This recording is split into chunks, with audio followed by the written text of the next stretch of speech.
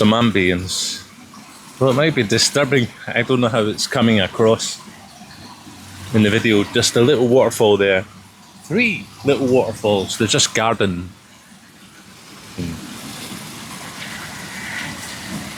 I'm in a cafe where I come almost every day for breakfast to do a video recording. Today I'm going to relate again about the 4 phases. Conscious evolution, of which this transformational community is, well, which facilitates the communication and direction of the transformational community, and it reflects the phases of emphasis that we go through in the spiritual journey. Phase 1, the initiation phase, where you have your initial awakening, initial epiphany. Phase 2, resolution phase. That's where you go down deep into the experience of healing, transformation and purification of the subconscious mind. That's where the bulk of the work happens, where all the effort happens, and where most of the communications, and of which most of the communications are about within the group, within the community.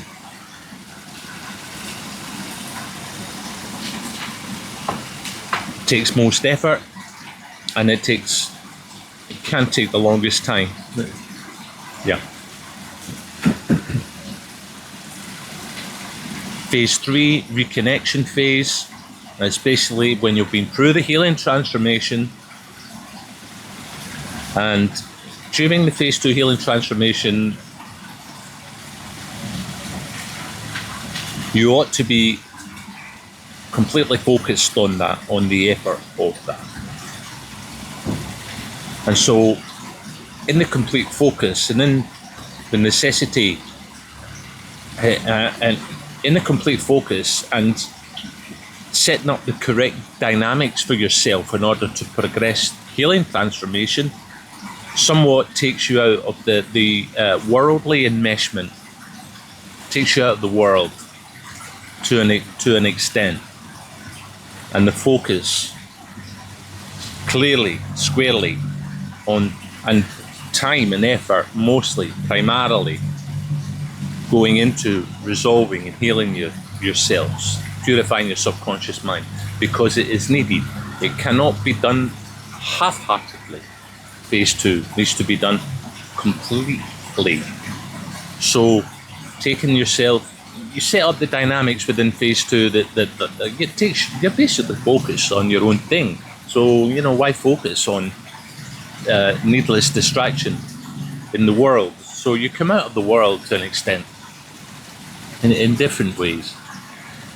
Phase 3 is you're coming back in.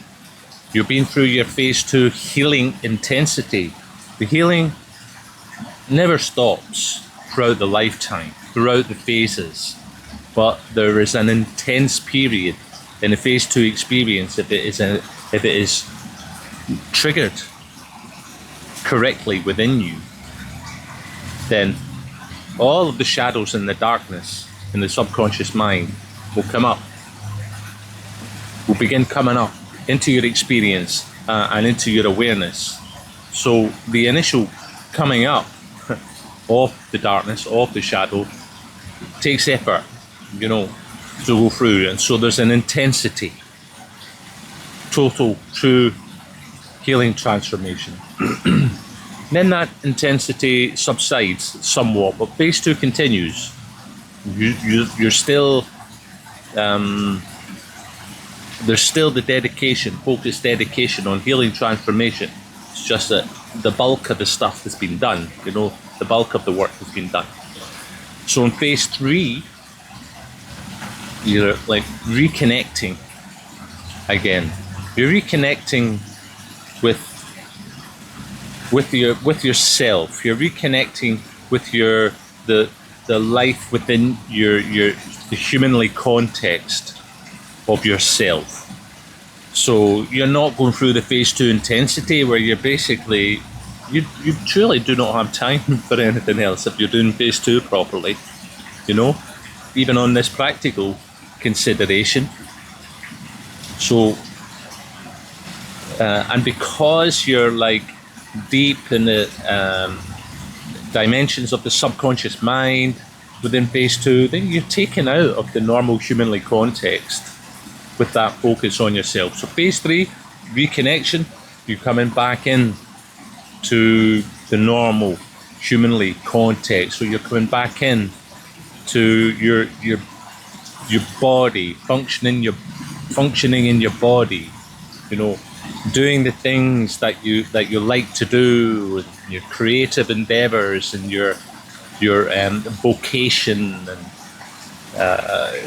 you know, job or employment experience, or you know, such like. You're reconnecting with all of your normal humanly contextual self. And in the reconnection phase also, you're connecting again with humanity, with people also. And in the reconnection phase, phase 3, you have the connection with your energy body, you know.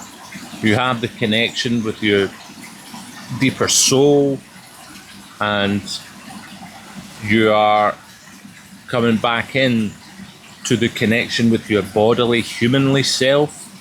So in that reconnection phase, all of these dimensions of self integrate. They integrate into a singularity. Okay. So before all the spiritual awakening happening, you know, there was body consciousness, mostly physical body consciousness. Then you had the spiritual awakening in the initiation phase, phase 1, and then, well, you know, to whatever degree, you might become more carried away with the energetic, you know, with the psychic, energetic, and the etheric nature of self, you know. And so it's love, light, bliss bubbles, up and down experiences of all high and this and that, and then boom, crash, you know. So the energetic comes into play in the in phase 1. The energetic you're purifying also in phase 2, you know. And we always have the connection to a deep inner soul. Anyway, to soul, to the soul. And so in phase 3, you're not, the emphasis isn't living in awareness with one aspect of self, physical, or the energetic, spiritual, you know. These come together. Bodily, spiritual, spirit, self, energetic self, and deep inner soul. They integrate. They integrate. That integration needs to occur. You cannot become enlightened just with bodily consciousness. You cannot become enlightened just with spiritual consciousness, just like on the energetic. And so chakras and wrapped up in the different belief systems and ideals that's learned in phase 1 about unity consciousness and oneness and whatever, you know, and galactic brotherhoods and things like that, you know. That is not the way to enlightenment at all. And the realization of soul is the realization of God, and the realization and the sustained realization of God brings us into like a liberated state, enlightenment. So all of these elements must come together in phase 3. Bodily, energetic, soul. And when they integrate, you really become, when they integrate, you experience wholeness. You know, you experience a wholeness. And your dualistic perceptions begin to resolve and dissolve. So there is less longer to no longer, positive, negative, good, bad, this, that, etc., etc. You become non-dual in your awareness. That becomes more and more refined. And because you went through the phase 2 healing intensity, you will build a strength, a groundedness, a togetherness, and strength in phase 3 reconnection that will allow you to stand your ground less flinchingly or unflinchingly to anything that's going on around you, no matter how bad, atrocious, evil, dark, good, exciting, happy, no matter. That reconnection phase is like the balancing phase, It's like grounding, integration, brings you to balance, wholeness, All aspects of your being are brought together and into the experience of wholeness. You're less reactive to non-reactive to anything that's dark, negative, anything that's good, happy, anything that's, So you develop this balance and this consistency, and as you progress through the phase 3 experience, you become resolved from suffering, psycho-emotional suffering and confusion and moods and things like that. Resolve and dissolve through the phase 3 experience and process. And that integration, that balancing integration, basically brings the soul to be more so. You're not driven just by the bodily, you're not driven just by like the energetic and doing multidimensional experiences and things. You're integrated. Soul is integrated. The soul is there, the soul is realized. The soul is there, it is realized, but we become all the time. But we are either bodily conscious or energetic, multi-dimensional, fly away into the stars consciousness, But the soul is always there, but these other elements cause a distraction.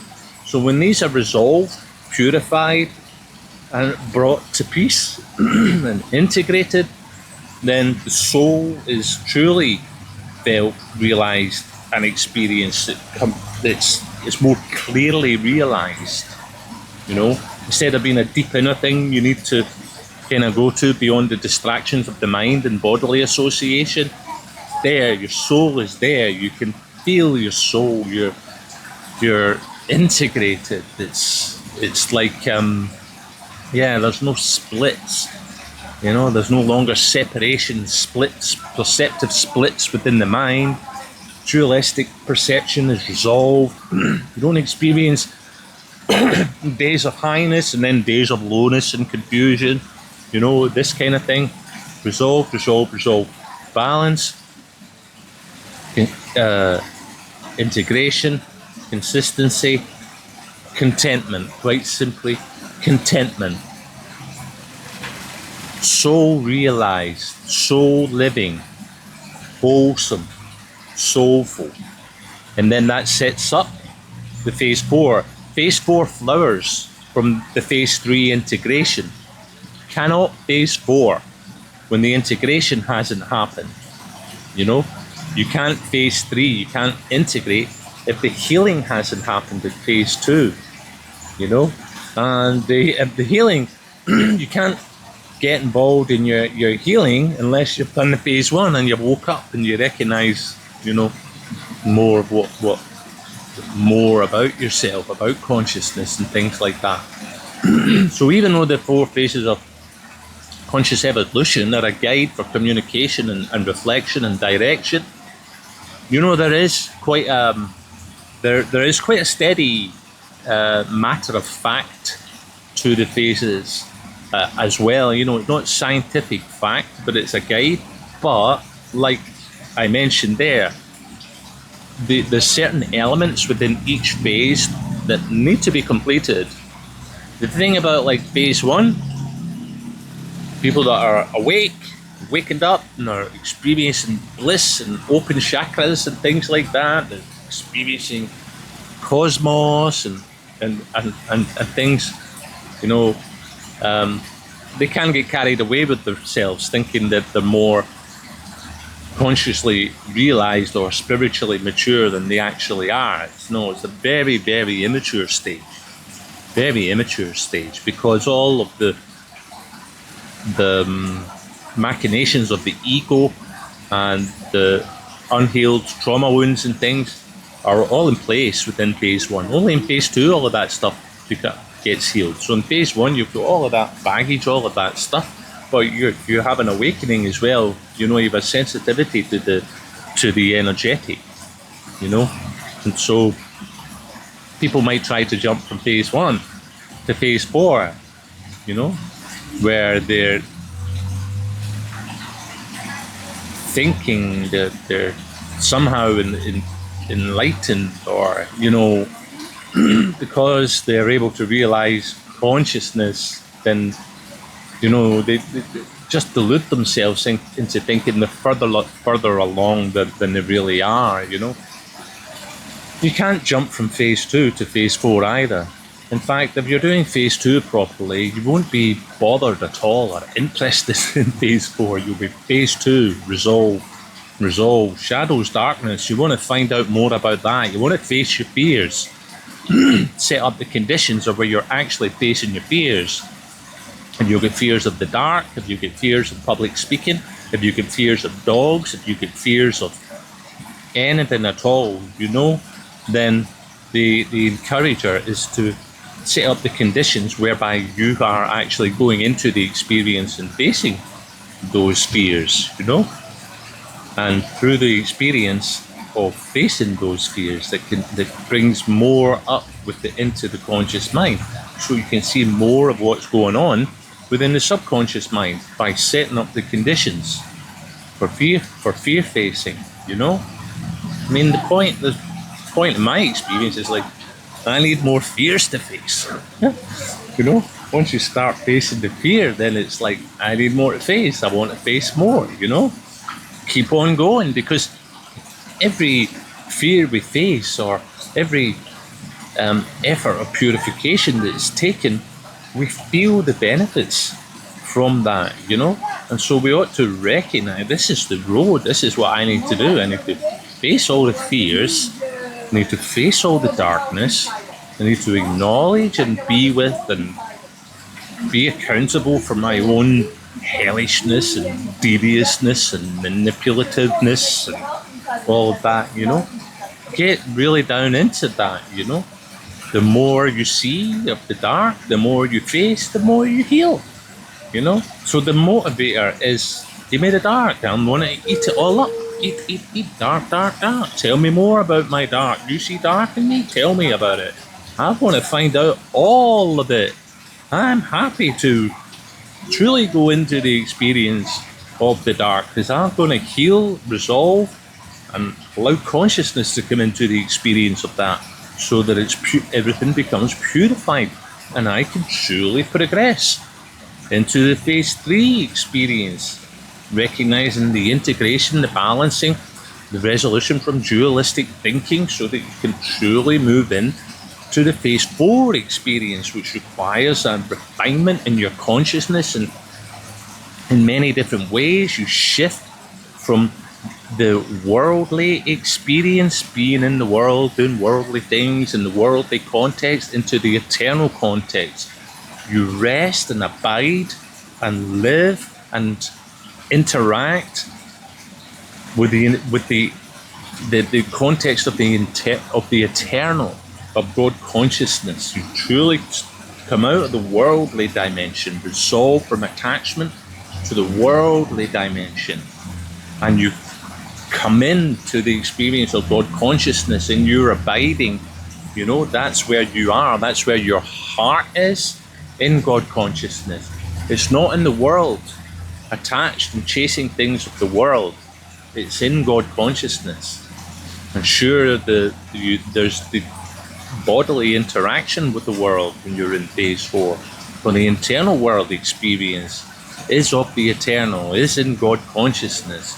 And so you become more and more refined and resolved out of the world and into God consciousness with your balance, the integrated being that you are, you know. Without the balance and the integration, you're too scattered and you cannot get into phase 4. Truly, you're like mental glimpses of it, you know, but you truly cannot rest, abide and root and anchor and be in the phase 4 experience and continue refinement in the phase 4 experience to complete liberation, you know, complete awakeness, liberation, enlightenment. So in phase 4, in phase 2, there's a lot of effort, complete effort, like, whoa, so much effort, you know. Phase 3, there is effort also, not as intense, but there is effort. Later I will speak about the things that assist and support the integration and the reconnection of phase 3. I don't want to relate about them just now because I don't want anyone trying to skip ahead. It's not helpful. If you haven't been through your phase 2 intensity, forget about phase 3. You know, forget about phase 4. Phase 2 intensity, do that, and then phase 3 and phase 4 come to be as the fruits and results of the effort that you put into phase 2. But I communicate this anyway, just to give you an idea, you know, of the phase 3 and phase 4. Plus, I don't want to have to speak about the phase 2 thing all of the time, you know. It's like going over and over. Phase 2, like, you know, let's at least be aware of phase 3, be aware of phase 4, you know, and that may assist your orientation within phase 2 as you progress, because you recognize, yeah, okay, I see what you mean, you know, and it can support the orientation of your inner consciousness as you progress your phase 2.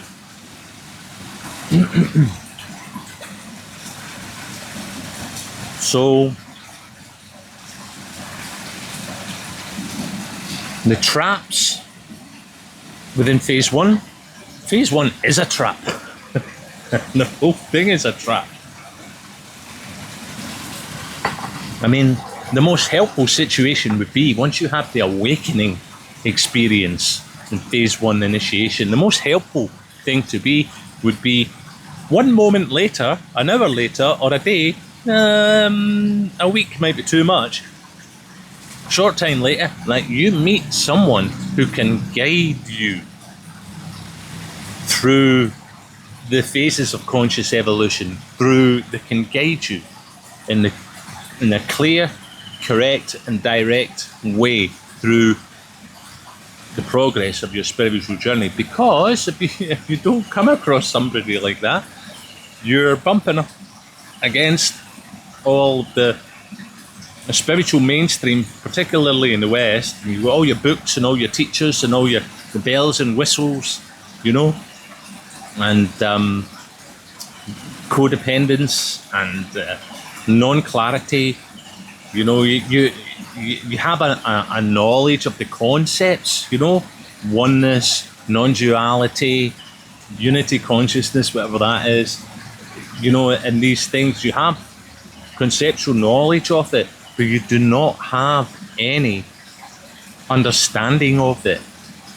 No understanding of it. Understanding of it comes through the direct experience of oneness, you know, of non-duality, of, you know, the understanding comes through the experience of it. So phase 1, you know, good if you have somebody off the bat that's guiding you right away so that you can circumvent all of the misguided information, misinformation, delusions, materialism and the traps of phase 1. So, you know, But not all of us has access to a teacher or to a guide, you know, in our phase one experience. So we'll go really all over the place. There's no need to go through all of the phase one spiritual materialism, you know. There's no need.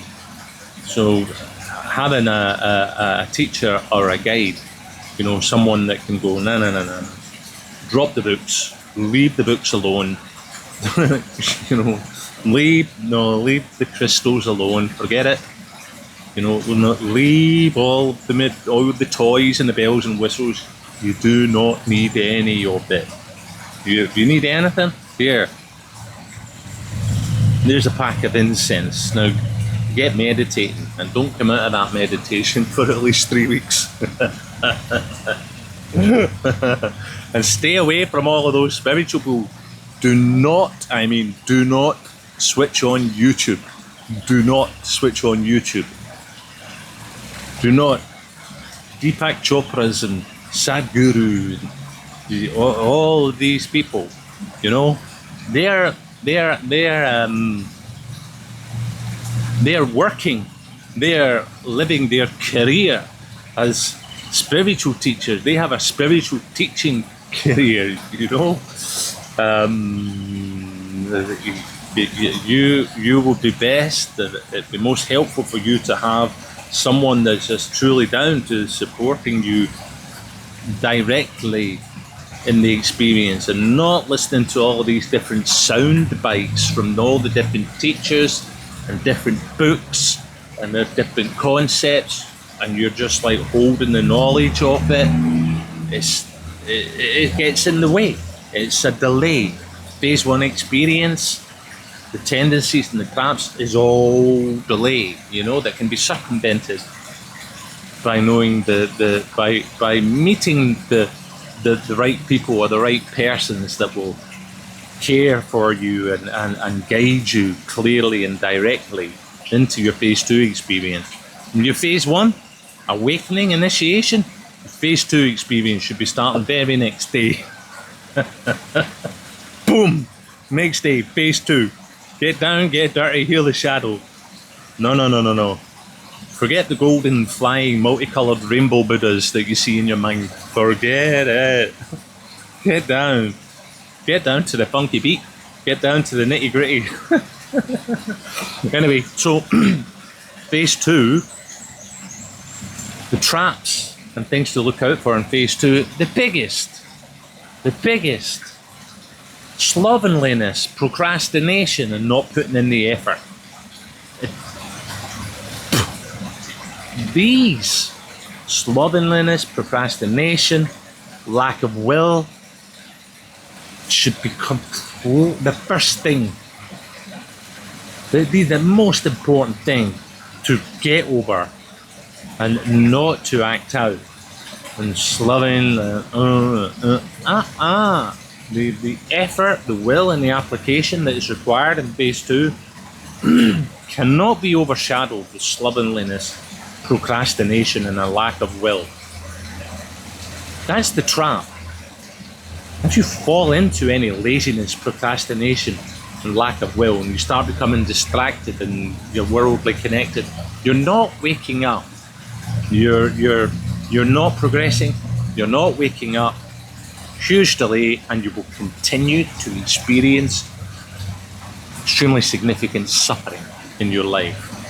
Only through phase two resolution work, going through the phase two intensity, will you eradicate the experience of suffering from your life, and where you will experience God, joy, bliss, contentment, truly in a day-to-day experience. Truly in your day-to-day experience, with no suffering, with no moods. You know, I feel down and hopeless and lethargic today. No, it goes. So it's worth applying the effort, like truly pushing the effort and going for your phase two experience completely, 1,000,000%. Because what comes of it You resolve from suffering. You resolve from suffering. You become a full, whole, complete, capable, human being. And then you could say your life truly starts. In the phase 1 experience, people are speaking about, life purpose and heart calling and abundance and manifestation and all of that. All of the ideas about that, the majority, 99%, the ideas about all of that when in phase 1 are misguided, are absolutely misguided at the serve to entrap people, continually within their egoistic desires and ideals, and their material well-being in the world. Sure, we need to look after ourselves practically, to live and feed and drink and have shelter. But this chasing, heart calling, life purpose, abundance, manifestation, wow, whoever planted that into the field consciousness of Western spirituality, it's like they're really, really tripping people up and trapping people, holding them back and truly delaying their progress. So, going through the phase 2 intensity, you resolve, and then you don't come to experience like abundance, quick manifestation, and there's like abundance and things like that, and your heart calling and your true purpose. You don't come to experience these things at last. You don't. What happens is the ideas about it all resolves, and you become a free-minded, wholesome, soulful human being that is clear-minded, has the correct use and application of will to get things done, clear in your intuition and your creative ability, and so whatever you apply yourself to becomes good. You do it very well because you have the clear-minded, practical capacity and strength of will, along with the intuitive creativity. So everything that you engage with in your life experience, you're engaging it from an optimum space of capability from yourself, and in yourself. These are the fruits of the phase 2 work, of resolving through the phase 2 intensity, and so you become like you because you have that clear-mindedness, that right application of will, tenacity, the ability to focus completely on things, the intuitive, creative capacity, your productivity skyrockets. Your planning and organizational abilities are really clarify and sharpen. All of these fundamental things. Be really, really up level within your experience, and overall you become more capable in all of these human levels, in your own way, in the shape of your own being consciousness. There's no manifesting abundance and there's no consideration about any of the concepts of that. There's no pining, I want abundance, manifesting, I manifested things really quick. Forget it. It's total distortion, totally leading people up the garden path. So all of that nonsense truly resolves, and you just become, soulful, capable, clear-minded, productive human being. So anything that you engage with or interact with, or participate or create or build or focus on, happens at a truly optimal a higher level, if you like, you know? And so you don't have a single particular life purpose. Life, everything that you engage in within life, you engage in completely, wholly,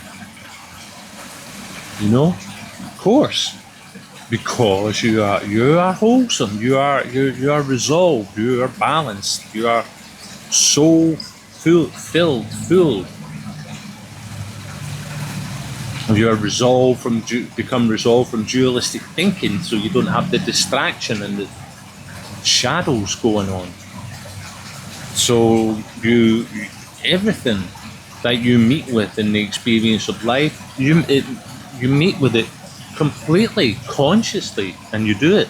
So there's not one thing that becomes your life purpose, you know, because you become good at living and experiencing and interacting with life in all the ways that you do, and nothing pops out as the single thing.